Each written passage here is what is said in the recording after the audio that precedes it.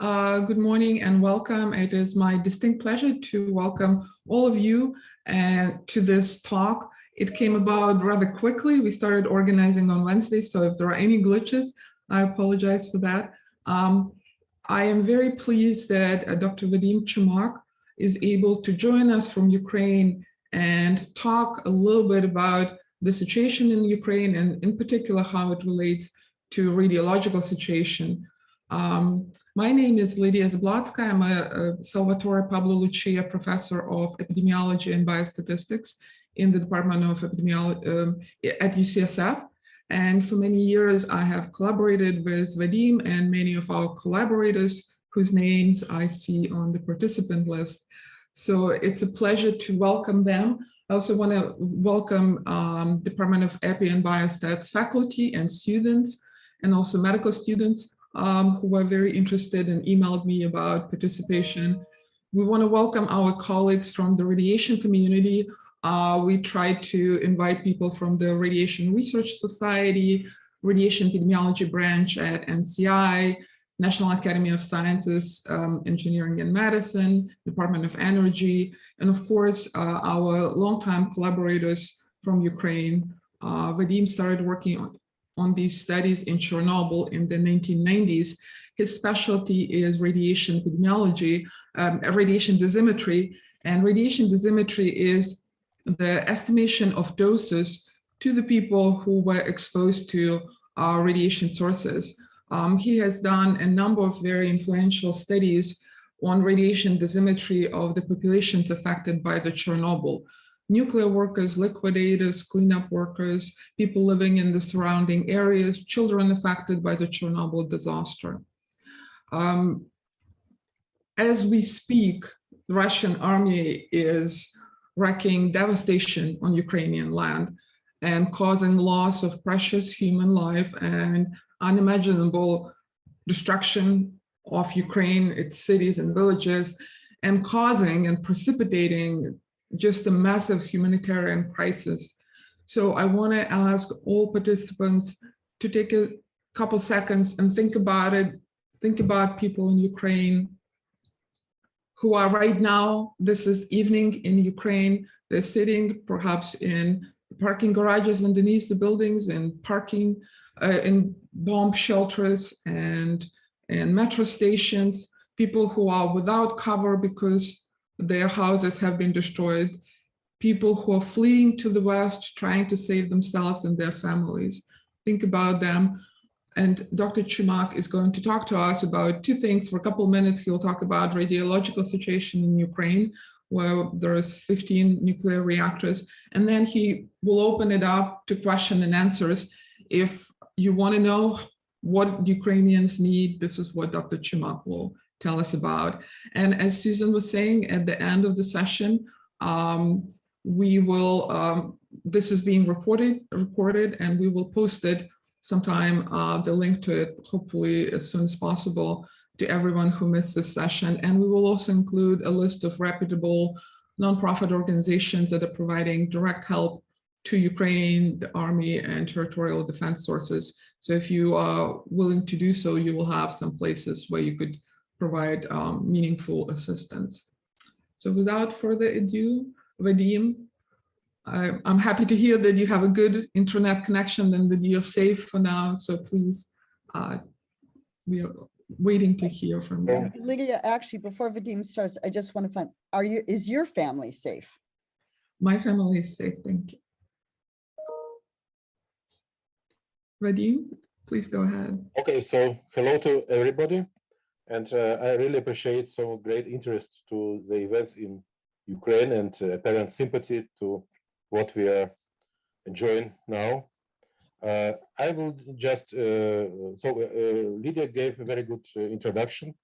So I am dosimetrist, and most of my career I was working for dosimetry in epidemiology, but also part of my skills and specialty is dosimetric monitoring, a little bit of health physics.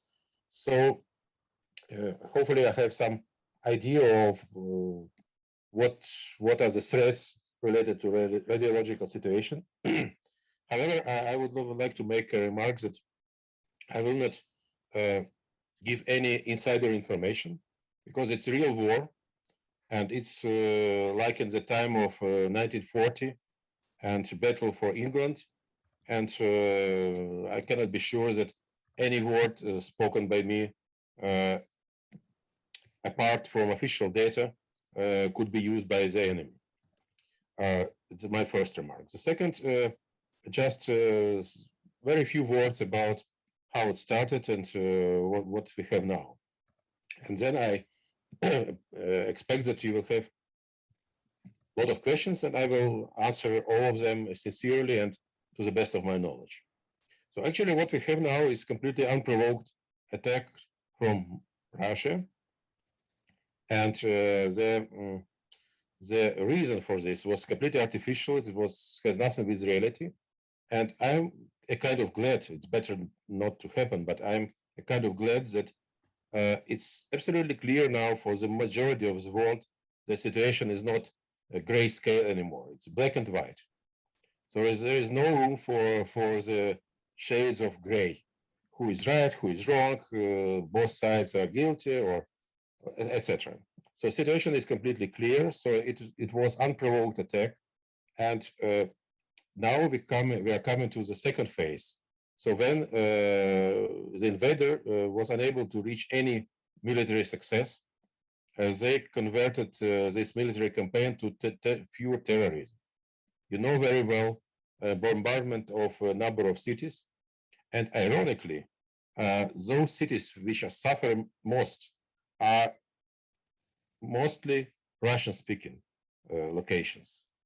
And my explanation of starting bombardment of Kharkiv city, which was the first target actually, it's simply because they don't accept this invasion. They didn't meet Russian tanks with flowers, and as a revenge from this small person Putin, they started destroying this city. The next horrible spot is the city of Mariupol in Azov Sea, which is surrounded and no supply, no electricity, no water, no heating, and it's about 300,000 people there.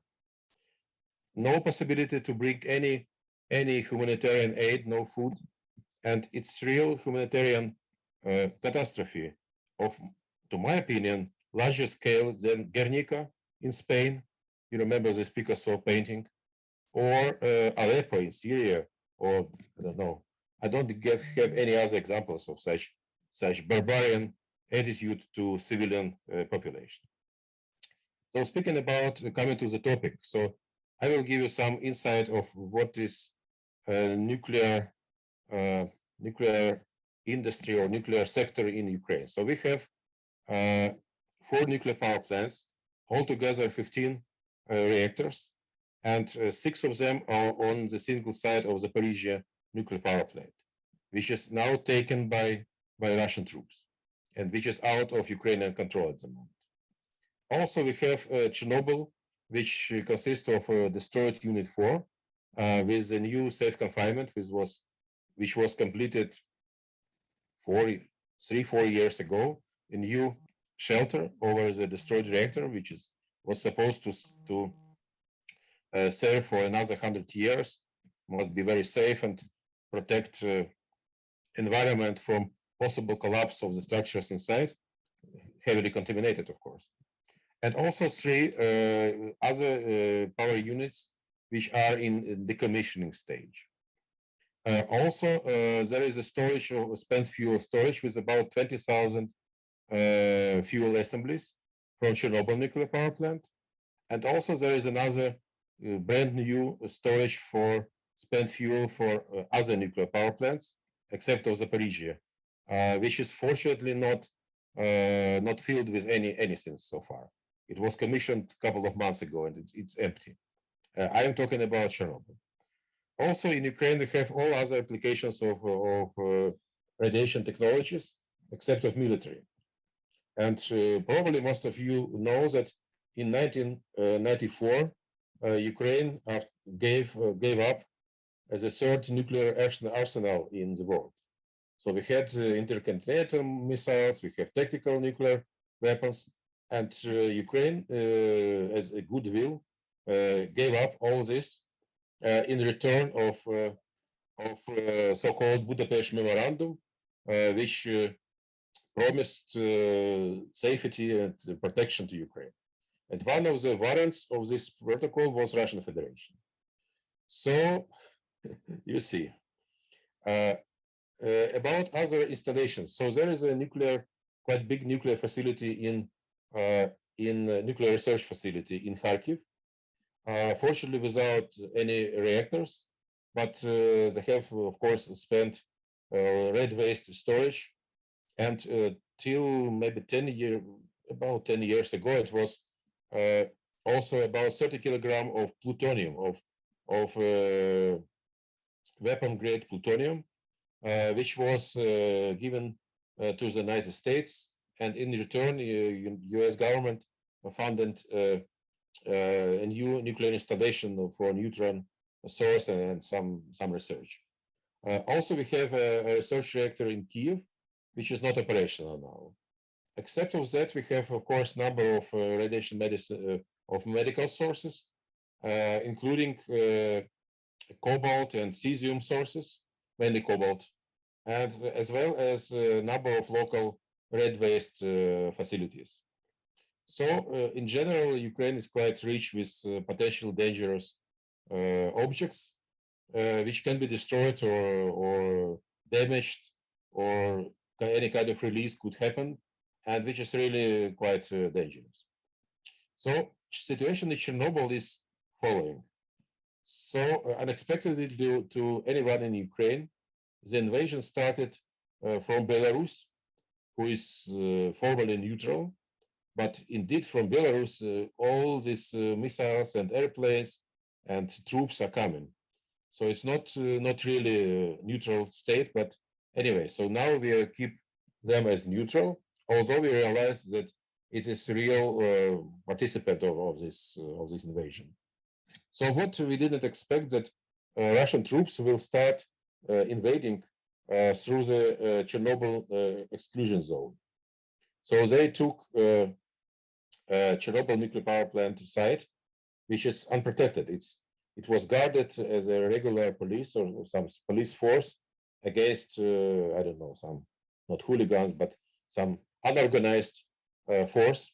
But when tanks and armored vehicles and helicopters came, they were unable to stop them. So this place is occupied now and is completely out of Ukrainian control. Moreover, some of you visited Ukraine and probably know geography a little bit, and they know that before the Chernobyl accident in 1986, it was a Pripyat town of Pripyat, which is about 3 kilometers from the nuclear power plant, and it was the home for the personnel of the nuclear power plant. After the accident, a new town of Slavutich was built to the east from CNPP, and there is only one railroad and only one road, which are crossing partially Belarusian territory. So now this Slavutich town is completely isolated from the rest of Ukraine. It is very close to Belarusian border, and it's also in blockade. Plus, since about 48 hours, it is disruption of electric supply, both to Slavutich and to CNPP, and the CNPP site, including this spent fuel storage and other facilities. And as a result, it is not possible to exchange the personnel. And I heard that there are some problems. Some people have health problems. They simply don't have supply of medicines. There is some food supply problems.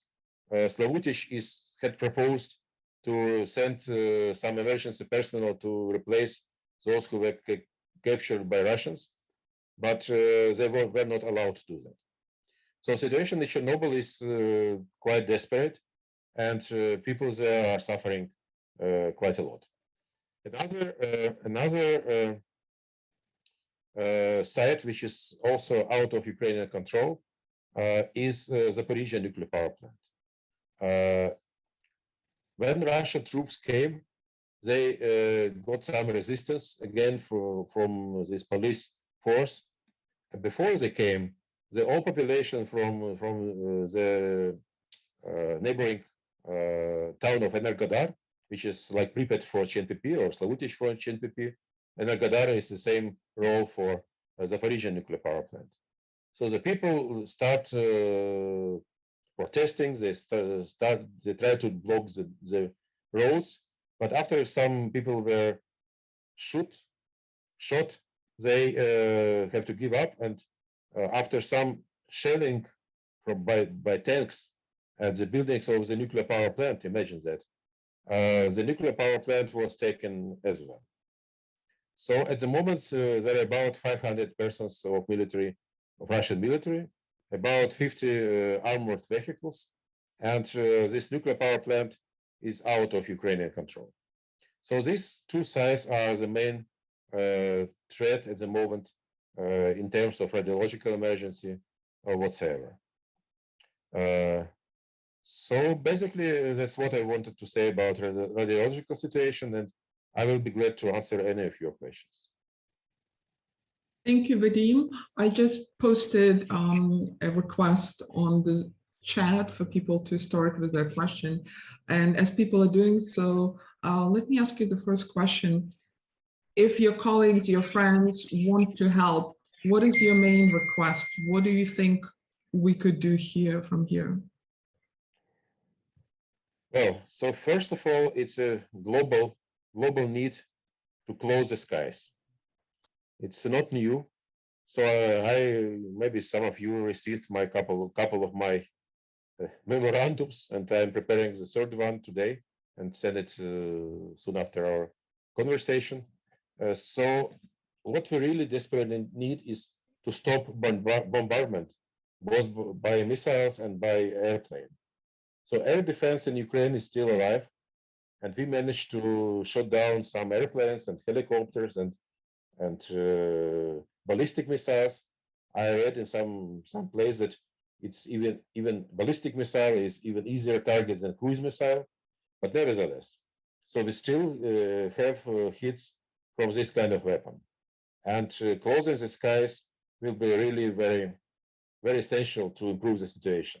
At least it will help to save people in Mariupol.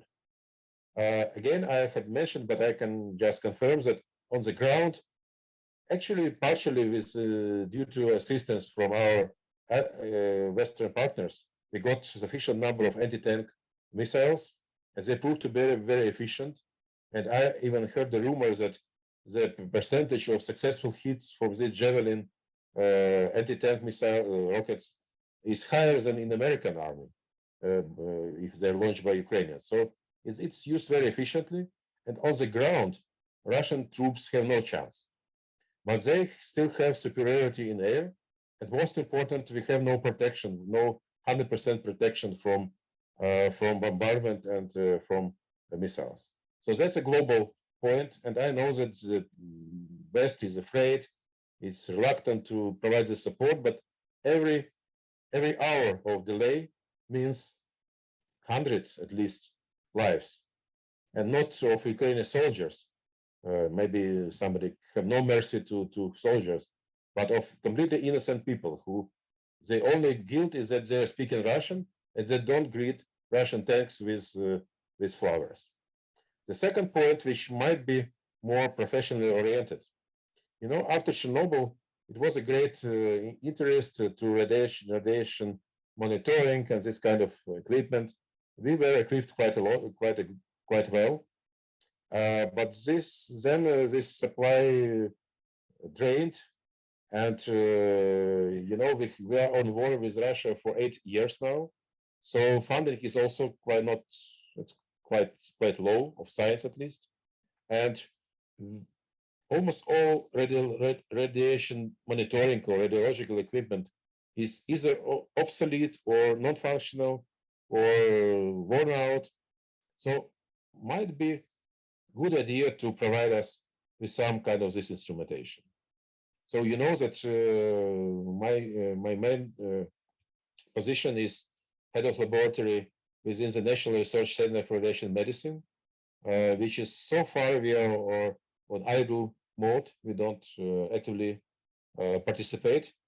But if some radiological emergency would happen, unfortunately, so we will have to cope with that. So in this sense, this kind of equipment might be very handy. Thank you, Vadim. Thank you. I see questions in the chat.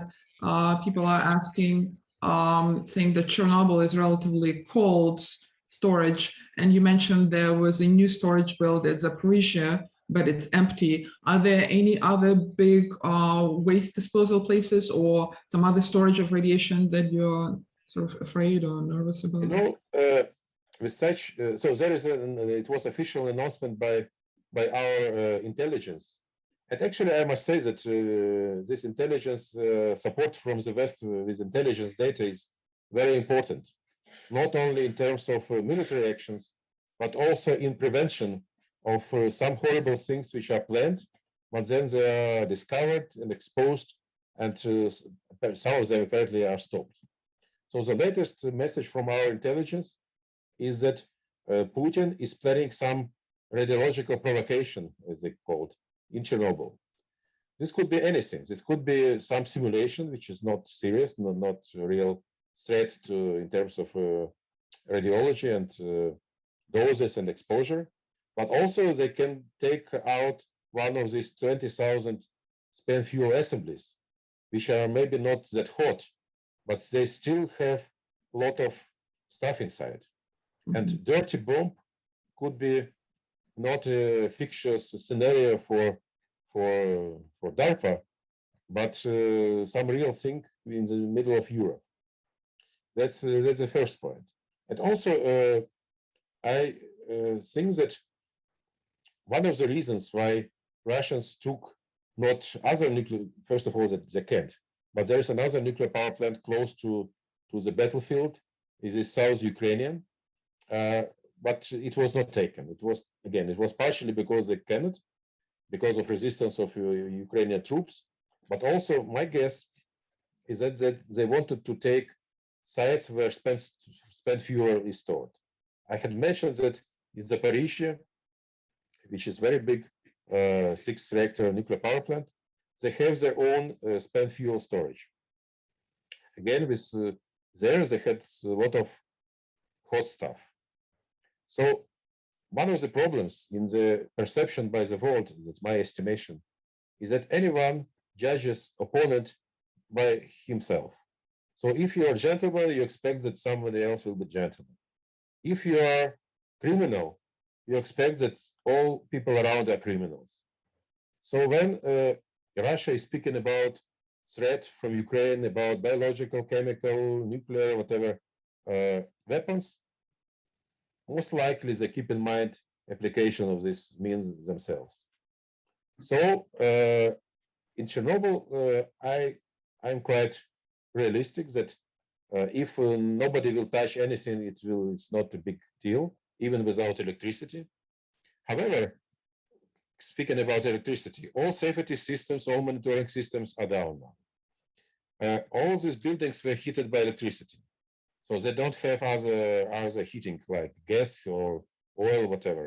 So that means that those guys, this shift of the engineers, which were captured by Russians, they sit without heat for 2 days now, and this situation keeps. So that's. So far, the situation is stable, but it can evolve in any direction at any moment. There was a question, Vadim, thank you for these answers.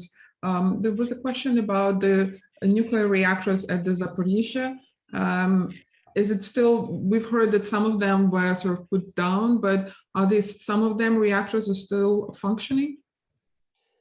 According to the message from the president of this Energoatom company, which operates all 4 nuclear power plants, the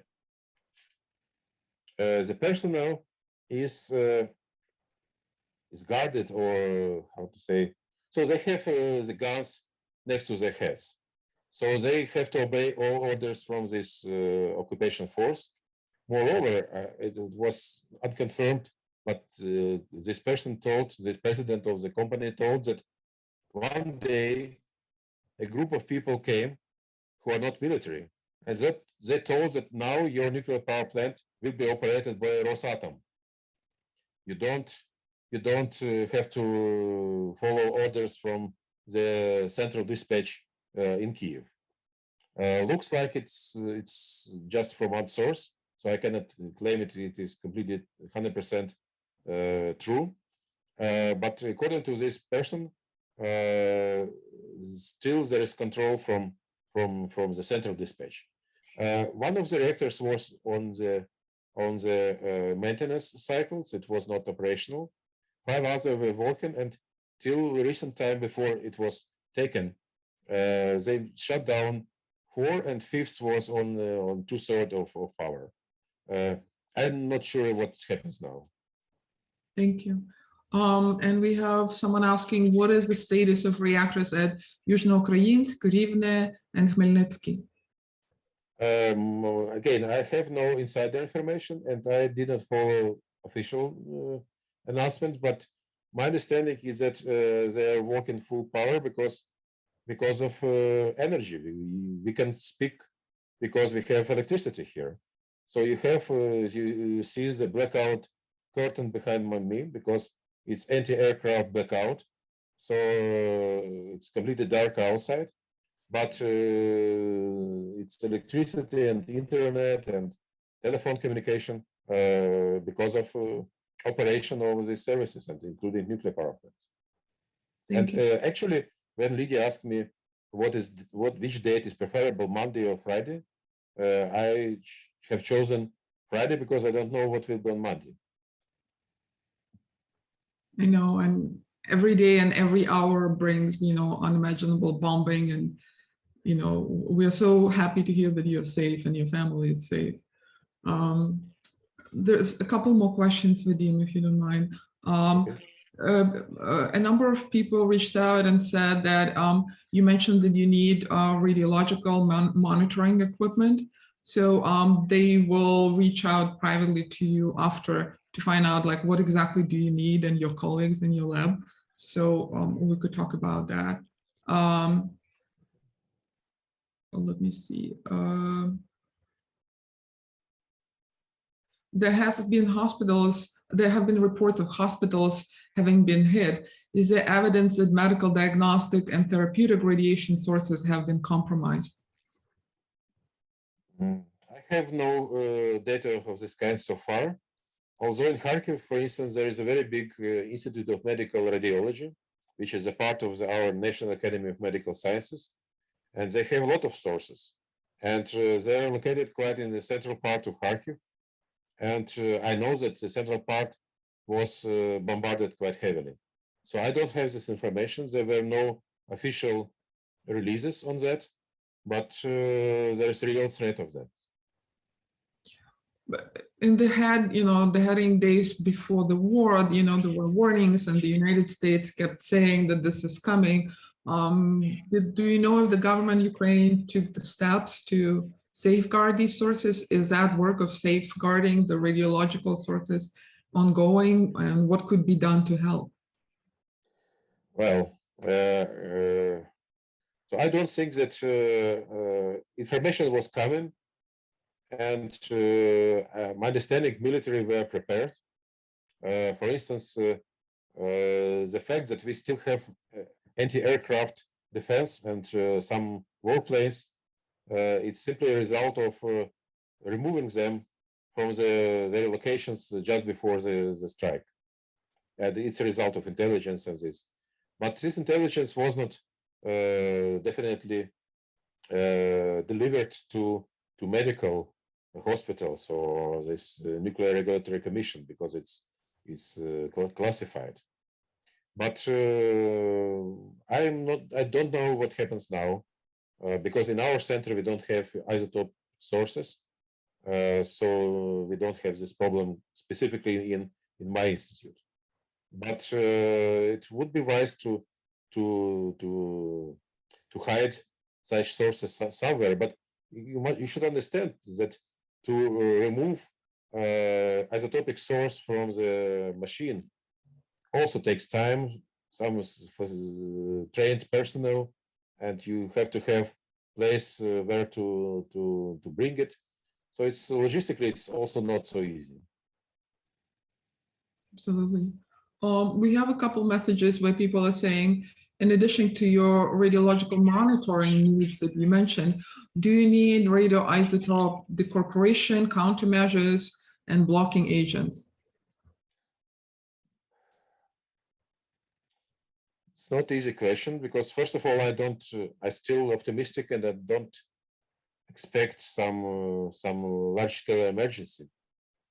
But you know, for instance, for public, for the towns around nuclear power plants, for sure there is a resource of potassium iodine. But in the chemistries in Kyiv, there is not. So I'm not sure how well we are prepared for this iodine prophylaxis. But speaking about other decorporants or these blocking agents, I don't think it's really so important. So what is really might be, hopefully not, be very topical is this iodine prophylaxis, but nothing more, I suppose. But if you encourage me, I will get in touch with Ministry of Health and ask how they are equipped with such kind of pills, and if it's realistic to bring them, we will appreciate this highly. Actually, speaking about the possibility to bring some goods and aid to Ukraine, I know that there are very powerful logistic hubs in Poland now, and all kind of aid is coming very soon. It's very fast. Despite roads in Ukraine are quite busy because many people are trying to flee from the endangered areas, but still this humanitarian aid is coming quite fast. And I have examples when some medicines were transported from Poland to Kyiv to our clinics just in less than 2 days. So if something could be delivered to this hub, then it will be realistic to bring it before the war ends with our victory. Thank you. Vadim, perhaps to better coordinate, if there are any suggestions, if people want to donate, what would be the best way? Do you want us to coordinate and put it together, and you tell us what? This kind of peer-to-peer communication would be the best. Although San Francisco is very far, it's opposite side of the globe, I suppose.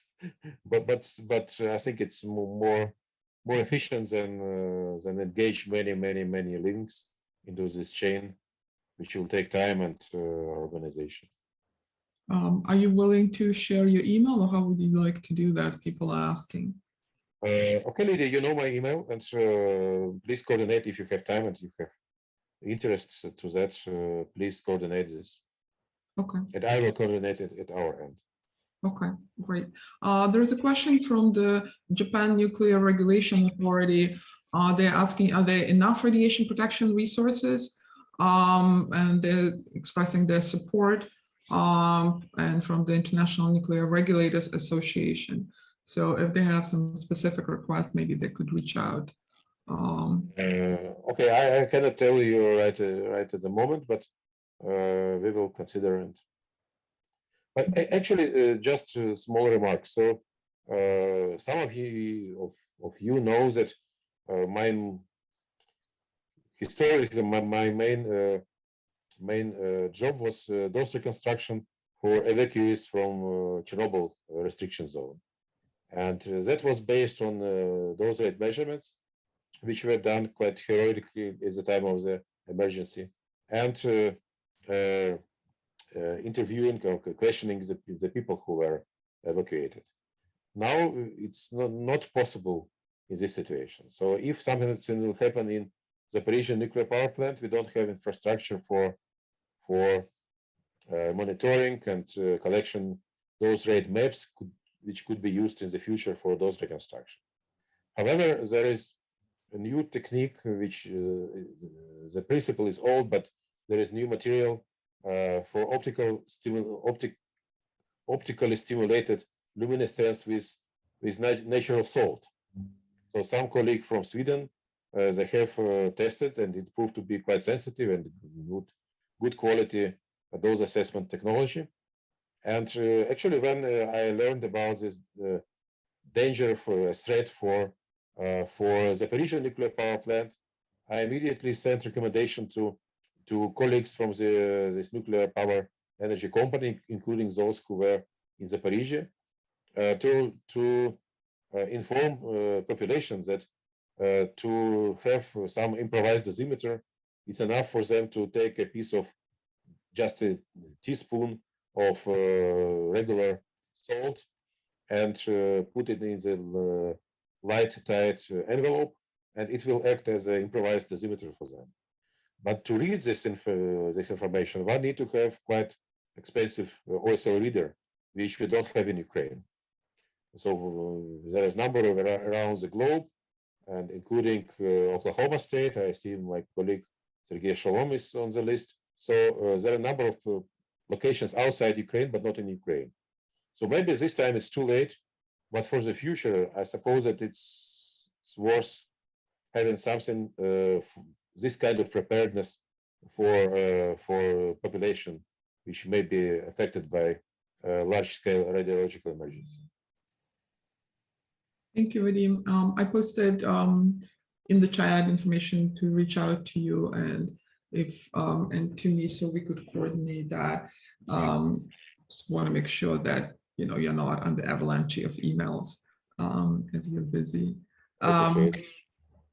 People are asking, how has your experience responding to the Chernobyl NPP accident prepare you for what you're facing today, and what lessons, I guess, you learned that are being useful right now? As I had mentioned, the situation is completely different. And the different not only in terms of emergency dosimetry, also in terms of evacuation, for instance, because it was a Soviet era organization when just by a single order 1,000 city buses were mobilized and sent to evacuate Pripyat town. Now it's not possible. Plus, there were no combat, no firing, no foreign troops on our soil, which also hampers the situation a lot. So it's nothing like that. So Chernobyl, in my eyes, has very limited similarity to what we could face today. Of course, we have some hospital, which is actually not, it's good for studying late effects, but not for radiological emergency. So we had some drills before that. When this war with Russia started, we already started some drills and started preparation for such emergency, but capacity is quite limited. So we don't have strong triage facilities and methodology, and probably that's why we need these survey meters. So hopefully nothing will happen, but if it could happen, it will be much worse than in Chernobyl. Thank you. This is very, very sobering. The question, how are the people's fear about radiation? Are there rumors, panic? Do they have access to correct information about radiation health effects? Well, so first of all, we forget about COVID. Is it a good answer? Yes. Actually, about COVID. So we are lucky that this happens now when we have this Omicron, which is probably everyone already enjoyed, which looks like common flu. Because if it would happen 1 year ago and 1.5 years ago, it will be extra life loss simply due to disruption of this oxygen supply due to destruction of hospitals and etc. So COVID is not an issue now. About radiologicals, there are some open sources. You can go to some official internet site and you can see the dose rate measurements, some points, some observation points, which are real time available. And in general, to my observation, people here in Ukraine trust the government and trust official data. And we have plentiful access to internet, to different sources, including official and unofficial. And actually, that's a major difference with Russia, because in Russia, you know, all communication channels are cut, and only official propaganda about denazification of Jewish President Zelensky and such bullshit is transmitted 24/7. In Ukraine, we have better situation with availability of information and with trust to official messages. Thank you, Vadim. On that question, we've all seen these horrific images, you know, that the radio tower in Ukraine, in Kyiv destroyed. So questions that we are getting from our students was, where do you and your family and your friends and colleagues, where do you get information about what's happening? Like in real life, how do you know what's happening? Okay, I can speak for myself. So we have internet access and we have satellite dish. So we can, we are not dependent on this aerial broadcast. Also, there are a lot of cable networks, and people who are not in the bomb shelters, they can watch TV, and it's still working. And also this TV tower in Kyiv, at least, it was damaged, but the broadcast resumed quite soon. Unlike Kharkiv, for instance. In Kharkiv, they completely destroyed this tower and no broadcast is possible anymore. Thank you. Same questions about emergency preparedness, large-scale emergency preparedness. Are they distributing potassium pills right now? Not that you know. Another question: do you know if the nuclear power plants that in Ukraine that have been seized by the Russian military, have they replaced the Ukrainian professionals with Russian professionals? It was no. This operational staff not.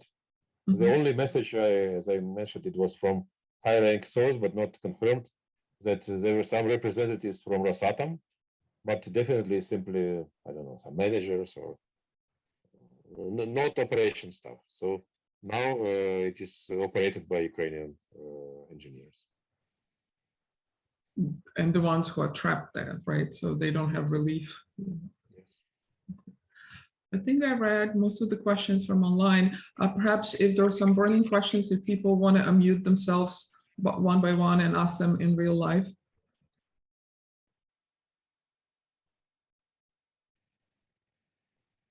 Vadim, this is Mike Freeman from Vanderbilt in Nashville.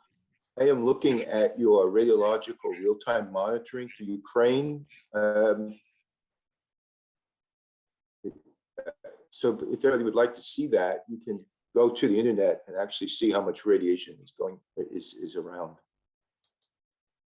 Did you manage to find it, or you need a link? No, I'm looking at it right now in real time. Can you post the link in the chat, please, Michael? Yes, I will do that. Thank you. Other questions, please? This is Lars Skinner from Health and Human Services in Washington. My question is, given at least if by US standards, what we use here for spent fuel, the cask's extremely heavy, very over-engineered, and of course the fuel inside is extremely hot. So are there concerns that in spite of those constraints that the Russians may try to transport the spent fuel elsewhere and use it to create an incident distant from the plant? I don't know. I simply don't know. Definitely they have such capability, but I don't know their plans.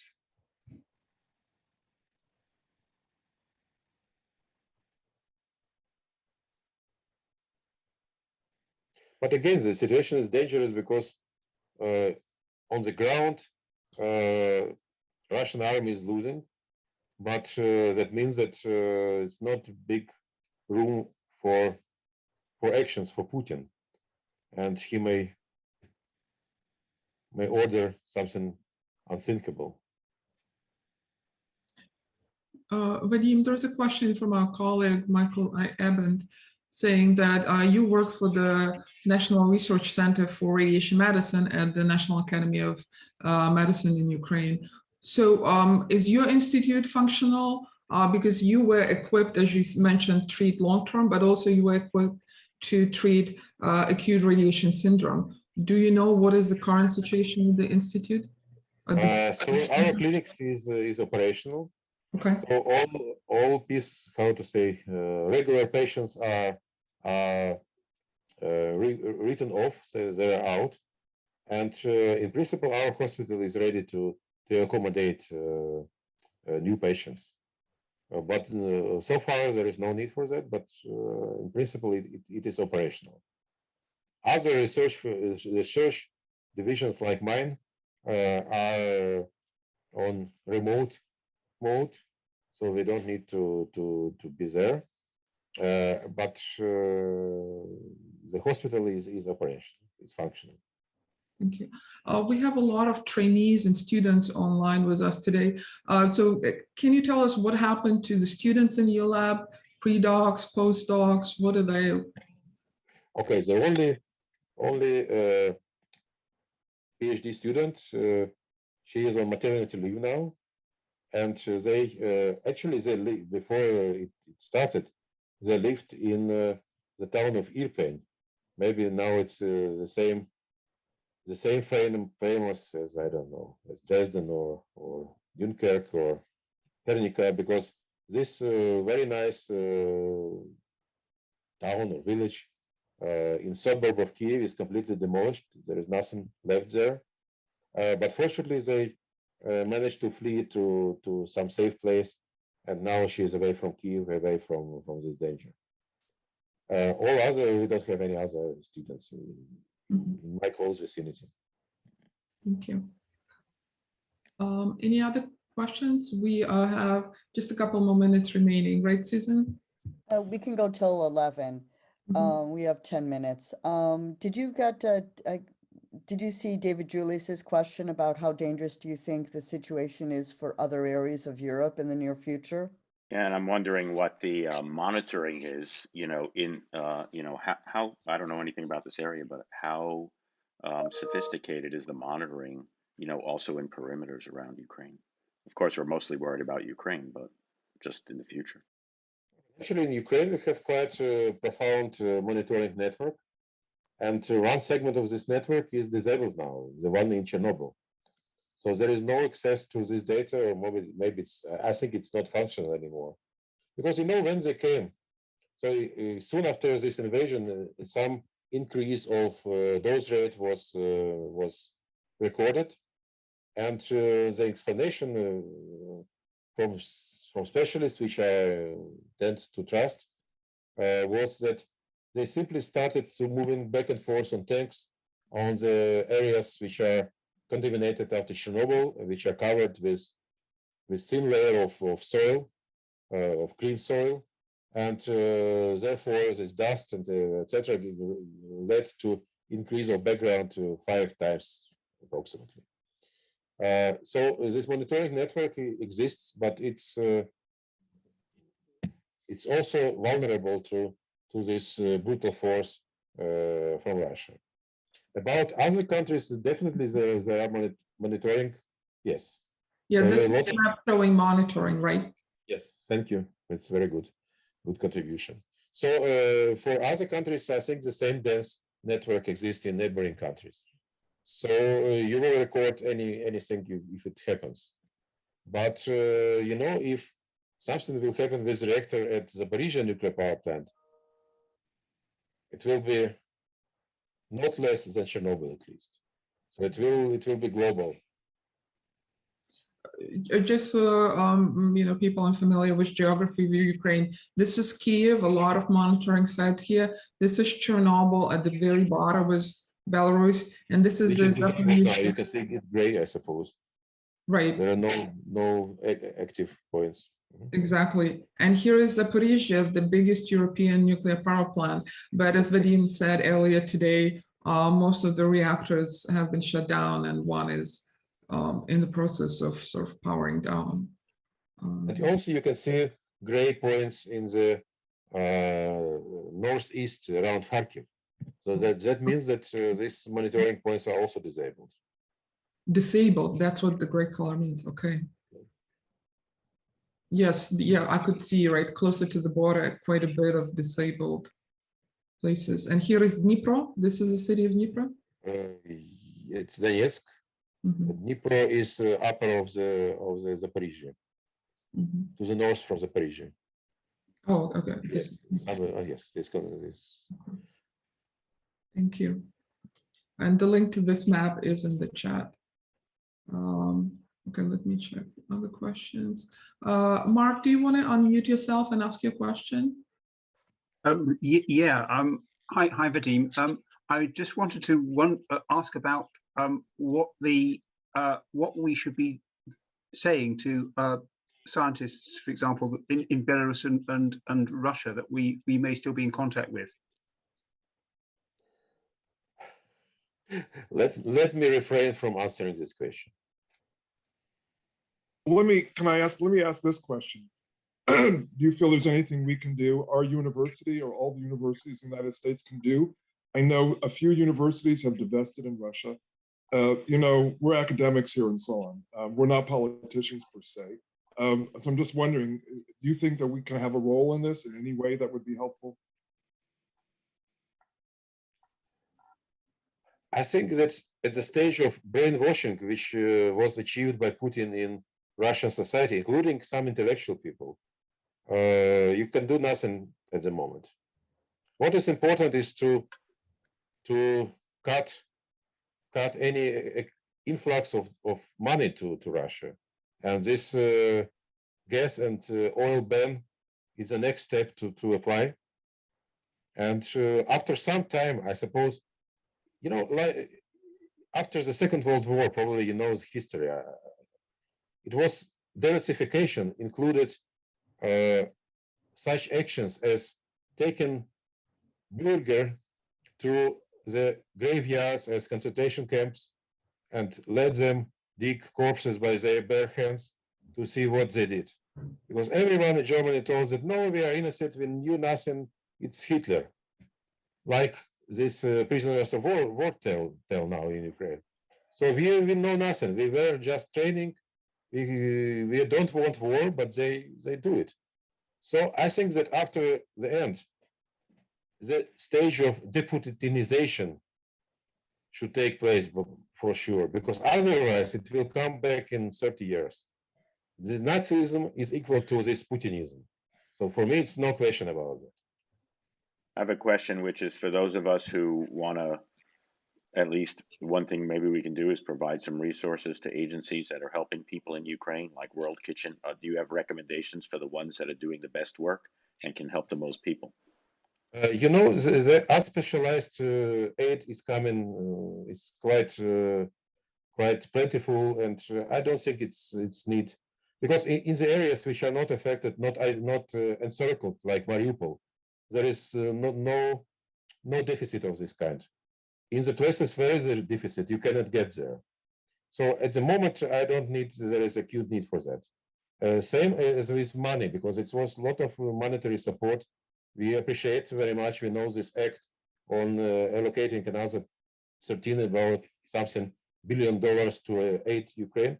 So money is not a problem. This general purpose aid is also not hot topic now.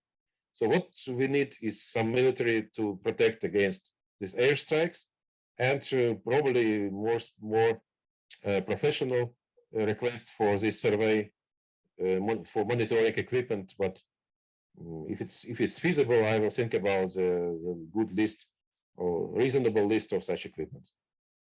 Thank you. Neil Risch was asking a question, what can academics do? Just sharing an experience what in our department we're doing. We are writing letters. It was organized by our students, and we have some Russian students also as well joining. We are writing letters to our elected officials. Just so happens that the district where many of us live has elected Nancy Pelosi, the leader of our Congress. So we are writing letters, and if anyone's interested, we could provide emails, addresses, sample template letters. So if you are interested in that, please let us know. We're also thinking about asking the university about divesting any of our big investment portfolio from any businesses in Russia.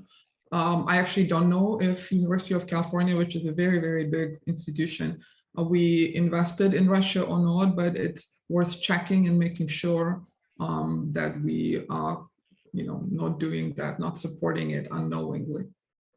I agree with Lydia that this grassroots political support is very important, because your democratic societies and your politicians are listening to the voters.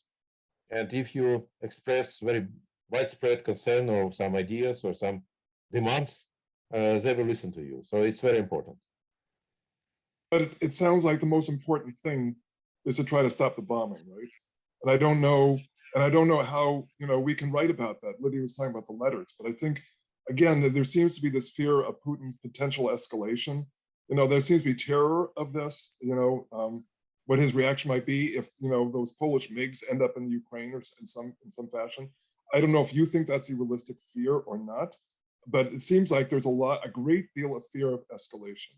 And I don't, I just not sure what the ultimate outcome of this is going to end up being as a consequence. If there's this complete fear of not doing anything at this point.